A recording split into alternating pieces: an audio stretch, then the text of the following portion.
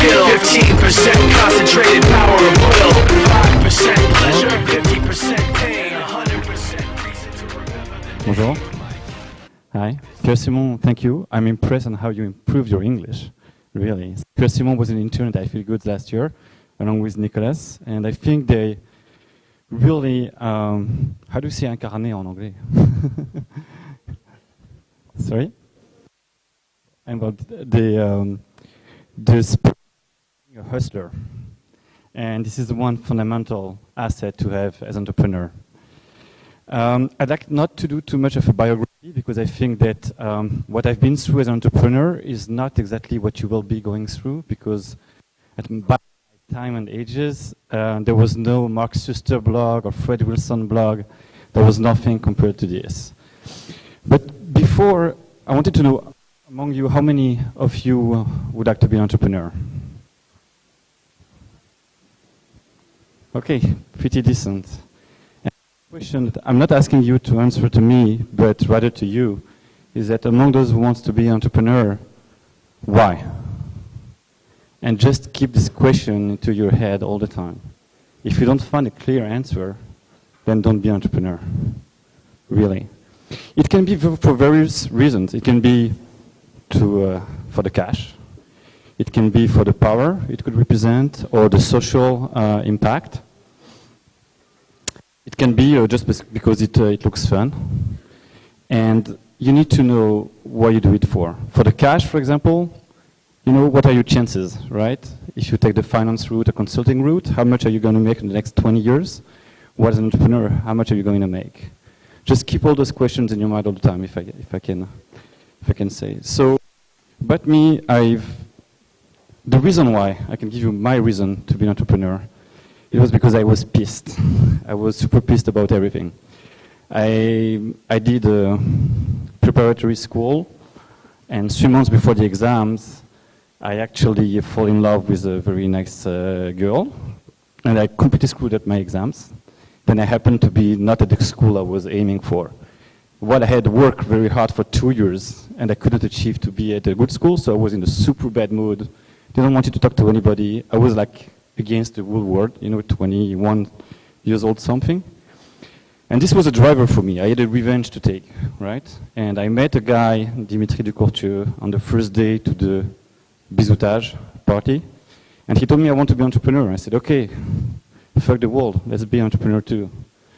So actually, it was back in '94, and there was no internet. There was a Minitel that was on the basement of our school at the time. And we say, okay, we have to do a project, you know, in the business schools, you have to do a project. So let's pick up the Minitel. And we created the 3615 of our school. And it was generating cash. It was a huge model for France Telecom at the time, but it was generating good cash for us. We were earning 10,000 francs per month at the time. And then one day, the director of the school came back from the US and said, hey, I saw something, it's called the internet. Create the website of our school. Say, okay. And he came with Silicon Graphics at the time, and a lot of equipment, and even 2 full-time engineers that we had to manage. He invested more than 1 million francs at the time. And after 3 months, we did it. It was working. We were in the newspapers. We were super happy. We said, okay, now we understand everything about the internet. We went to a show. We found some guy who tells us, hey, I have a brother in the United States. He's based in San Francisco. He wants to sell high-end French luxury products in Japan and host this with a warehouse in the US. So yeah, let's do it. That sounds fun. After 2 months, they failed. We've invested all our economies into it. And then we were with my colleague, and we say, we can't stop. We can't tell everybody that we're stopping. So we basically bought the HTML for dummies kind of thing, and we've created the web agency. And it was back in '95, and to be honest, we were not developing website. Every time we got a meeting, it was to repair the modem of the people we were talking to. So it was ATDT and 9.6 kilobits per second connection. So forget about websites. We hanged on. We were half at the school and half doing this project. And actually in '98, it really picked up, and we became an agency, 10 people. We were working with the major travel, SNCF website that we did, and some ministry website to corporate.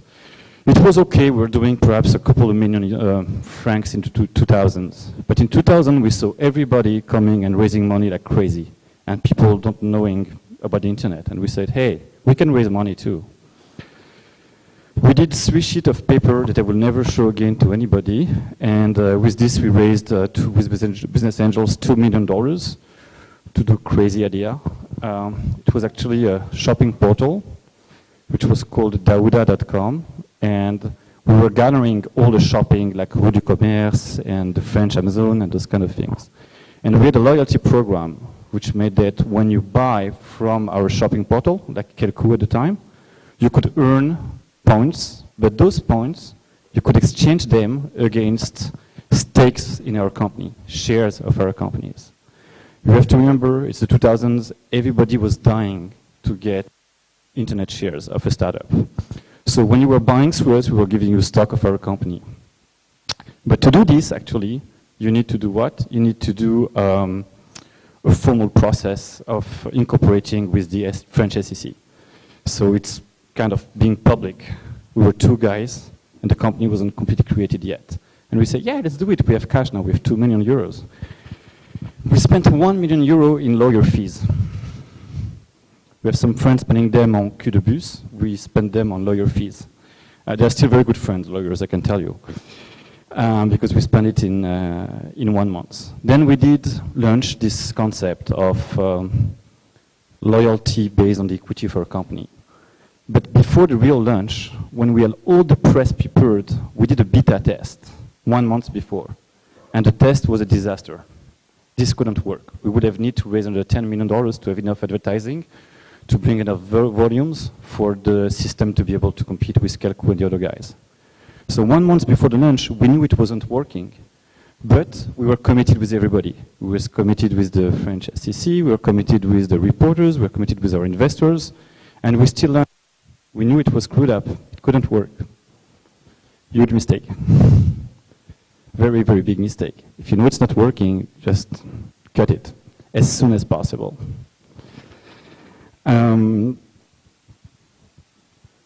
Then we changed 5 times the business model. So I'll go faster on this part. So we changed 5 times we removed half of the team. We became more of a web agency for a few years, then an ad network. Almost died 4 or 5 times. And then in 2005, we got 2 large clients in Intermarché and Trois Suisses, just to mention them. And they told us, look, what you're doing is good. You have a good ROI, but there's no volume. So it's interesting, but if you can't be 5 or 10% of our revenues, there's no point for us to work with you. So how can we be bigger with you? Become our agency. So actually in 2005, there was nothing very innovative to become an agency, right? We just took one angle. Nobody was talking about the ROI. Nobody was really tracking the cost of the acquisition of a user. So we said, okay, let's go head first. We won't be an agency, to sing and dance on the tables. We'll be an agency that is much more like a controller, like Excel. Just count everything that you generate for your client. And in 2 years, we actually, without raising any money on this company, we actually became the first French independent agency. We were doing 12 million euros and 1 million in profit. And we sold the company after 2 years because we thought that it was too exhausting. It was too difficult. You have to please the client. You have to sometimes sleep at their house. True story. And we felt like we were at our maximum. And something also to learn is that you're never at your max. The more you progress, the more it's tough, right? And you just adjust. So you need to always think that, okay, this is tough now, but you just hang on as an entrepreneur. So we sold for a nice amount in cash just before the bubble in crisis in 2007. Big mistake. I won't tell much because I'm in a trial. But so we sold the company to a public company. But those guys weren't very fair. We were paid 60% of cash. Next time I can tell you it's 100% of cash, and no matter what, I'm still waiting for the 40%. And my big mistake here is that you have a due diligence when you want to sell your company, but you never think about doing yourself a due diligence on the other side. And this is important. Know who is buying you. You know why they are buying you. And this is as fundamental as their due diligence. So after a few months, it was tense. I finally negotiated they had to be expatriated in Silicon Valley. They had a small office. The company that acquired us had a small office in Palo Alto. And I told them, look, I'll work for you another year, but let me go there. So basically, on the morning, I was working with them and still advising the Cofidis and Trois Suisses or Wauters of this world. And the rest of the day, from noon to the evening, I was just networking. So it's pretty good in the Silicon Valley. I came, I knew nobody, not a single soul. And I think that after 1 year, I had a bigger network than I had in my whole career in France, actually. So by doing what? By using LinkedIn like crazy. By at every meeting, I'm asking someone, hey, can you recommend me 2 or 3 guys? But you have to come with an angle, right? Because if you just say, hey, I'm nice, can you introduce me to people? Find an angle. So look, analyze what is your specificity and where you think you can be helpful for an ecosystem. For me, it was a little bit easier because I had the heart of e-commerce, which was most of my career. And when you think it was 2008, Groupon wasn't here yet, so it was very surprising, but nobody knew about e-commerce in the Silicon Valley. For the Americans, it's Amazon and the rest of the world. So it was easier with this hat to kind of create a network and capitalize on this. So I transitioned to the creation of Ifeelgoods. So after a few months, I saw Zynga. I saw Zynga numbers. I said, hey, that's crazy. And then I saw the demographic of Zynga players. And for those who don't know, demographic is not the geek, but the people who are playing Farmville and all those games is the online shopper. She's the 43-year-old woman, 2 kids.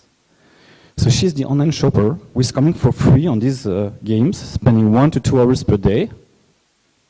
I was looking for her all my career. I was paying very expensive dollars to recruit her for my clients, and she was here for free by millions, 300 millions these days, every day. I was, oh, what about we give them for free?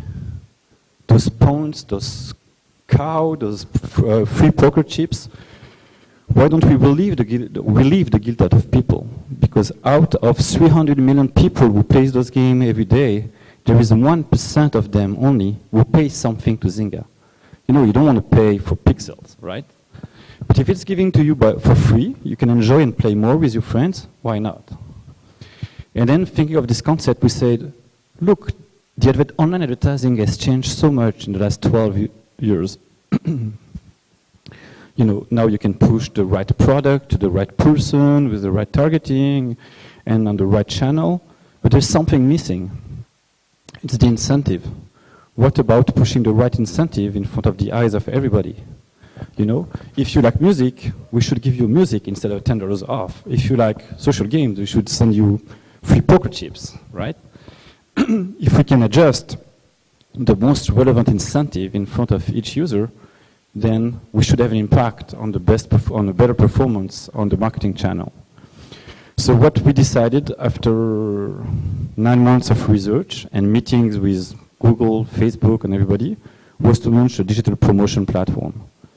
But basically, it was very ambitious because we were saying, hey, we're going to change the world. We're going to change online advertising forever because now we can offer the most relevant incentive to everybody, and nobody has done it. And who are we? It's me and my friend in France. Okay, explain us how you're going to do that. So actually, luck, because you need luck. One friend told me one day, hey, come to Facebook. We can eat at the cafeteria. I was happy, was taking a picture of the cafeteria at Facebook, posting it on Facebook. The next week, we got a deal with Facebook. We were one of the 3 exclusive companies that were allowed to buy Facebook credits from Facebook, which is our online currency, and put it on a third-party website. Our goal was to do like buy at Walmart or buy at Gap and get free Facebook credits. And we got this amazing deal because we came just at the right time where Facebook was expanding this. The company wasn't even created at that time, and we hadn't raised the money at that time. So we're okay, 2 guys said, okay, let's move now. We went through the process of fundraising. I'm looking at the time. I won't have time to tell you much about it. I can tell you that I lost my last hairs doing it the first time. You know, it's much more easy to raise, actually, when you're your age than my age. It can be surprising. But the system in the Silicon Valley is done for the people who are out of school. Because the terms are very tough for the entrepreneurs. Very, very tough. You know, there is a term called vesting. I don't know if you know about it. I didn't know about it. So you come and try to negotiate with the investors, and they tell you, hey, this is not your company. I said, yes, that's my company. No, it will be your company in 4 years. No, it's my company now. And I should tell you, no, you give, every year you get 25% of your company. This is the deal. They will say, how come? What the hell? And terms like this, when you're not familiar with the Silicon Valley and how it has been doing there for 50 years, it's very disturbing. And we've done something in the past where you didn't have those constraints. So if you cannot raise money, don't raise money. Because you enter in specific terms. They can remove you if they don't feel that you're confident. You will go in one direction. It's very hard to pivot when you have investors. And also you lose this hustling thing, right? You lose the fact that you could do it without raising. You think that you need a sales guys, be the sales guys. You think you need to have a developer, but you know how to code, just code. And do it yourself, because you enter into a process which is like, you can't stop. You do seed round, you do Series A, Series B, Series C, and before you really get into serious things, and the Instagram are only one on the 100,000 case scenario, it's not like you see in the newspapers, right? There is only one company that will succeed among 1,000 companies. So I don't want to be pessimistic, but to go into the hell of being an entrepreneur, you need to be ready. You need to be ready that it's going to be hard for your family life, it's going to be hard for your life, and you really need to understand why you want to do it. But it's also the most exciting thing in the world. You know, you're free, you can do whatever you want, you have everything is possible, and this is perhaps the best thing, is just before you launch your company, a few months before you put anything on a paper, this is the best moment, because anything is possible. You're not confronted to the reality and the problems you're gonna face. So quickly, we've launched the company by raising $1.5 million in August 2010. We launched the product in December 2010, and today, after 2 years, we raised another $10 million. We are now 25 people. We are based in Silicon Valley, in Paris and New York, and we do digital promotion. So we work with people like Walmart, like The Gap, like Coca-Cola, and we help them find and offer the most exciting incentive for any user. So we work with iTunes, with Facebook, with Zynga, with Skype. We offer their minutes, for example, or e-magazines, or even the Angry Bird app as an incentive. And we're proving that you can have a better conversion rate, click-through rate, and more earned media by offering something that speaks to people. You know, when you think about it, people are now on the digital life all day long. They are either listening to music, listening to video, playing with a game. It's very hard for a marketer to track them. How I can get you out of Zynga? How I can get you out of your video now? I need to offer you something that speaks to you. So if I give you what you're trying to do right now, what you're doing right now, I'm speaking to you. I think I'm right on time before the questions. Or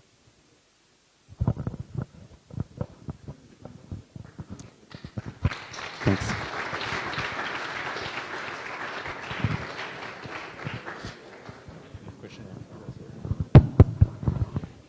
Do you have a question? We have like another 10 minutes for Q&A with Michael Amar.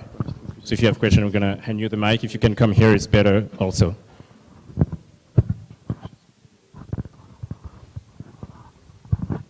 Hi, I was wondering what you're going to do now that the Facebook credits are over.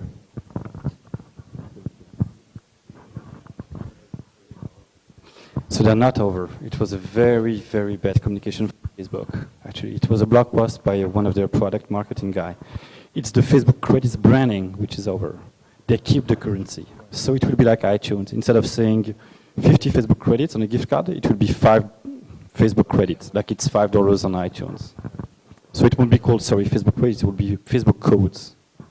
It will be announced in February. It's still, just for your information, 21% of Facebook revenue, and I can promise they don't want to get rid of it. So, and to answer your question, what we're going to do, we did it like for the last 6 months. We now have 100 different rewards. We have air miles, we have e-magazines, we have VOD, all kind of digital properties.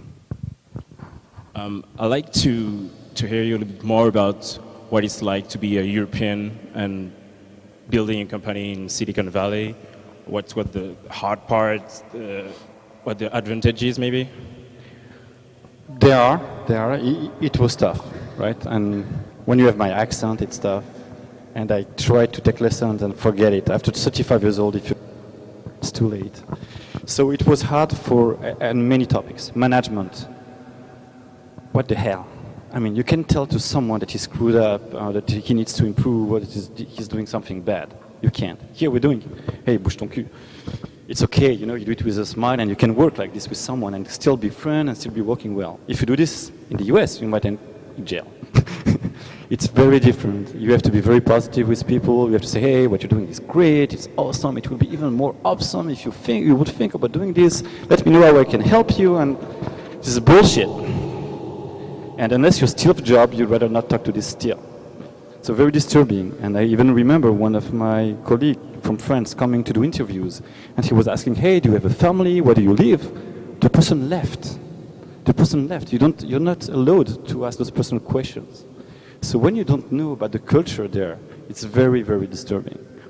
So this is the one thing. The one I've mentioned also about the fundraising, it's totally different. The terms you can get in Europe are much more fair towards the entrepreneur than they are in the US. That's the second main thing.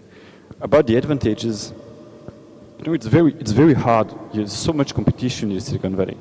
So it's very hard to get your name known if you don't spend a lot of money in marketing usually, and unless you're Instagram.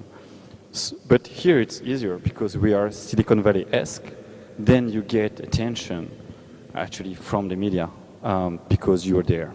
So the other good point also in being on both continents is that we have some American companies that want to test us, like Coca-Cola. They wanted to test us, and they decided that we will launch a test in Turkey. So we did a pilot in Turkey, and now we're going to play it on the big market that is the US. And on the other hand, we can work with L'Oreal and helping them in the US where they have issues. So this bridge is working pretty well for us. Thank you. Other question in the room, maybe? In the back.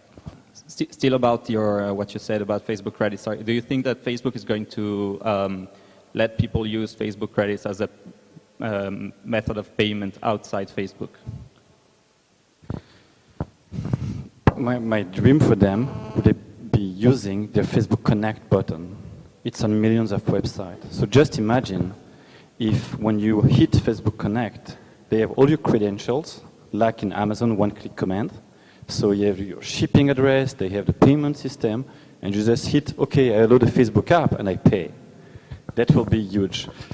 It doesn't sound that, from what I know. Payment is tough. Payment is very tough. And I think there's the big players besides the credit card companies, but the PayPal and the Google that are heavily, and even Apple, that are heavily going into this. So I think they are fighting another battle.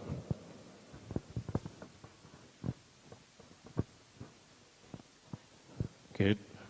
I think we may be good. Thank you. Thanks. A lot, Michael.